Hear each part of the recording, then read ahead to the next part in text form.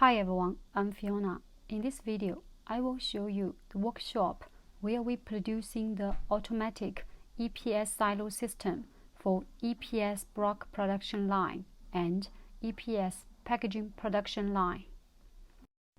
This workshop mainly for manufacturing the EPS silo steel frame.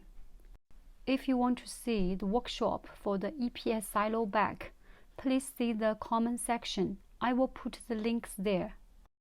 For the EPS silo steel frame, we are mainly using the 40 by 40 mm square tube. Those frames are ready to delivery. This is silo distributor, mainly for the EPS block production line. Those pneumatic valves for feeding and discharging the EPS raw material. Those are EPS square box installed under the EPS silo.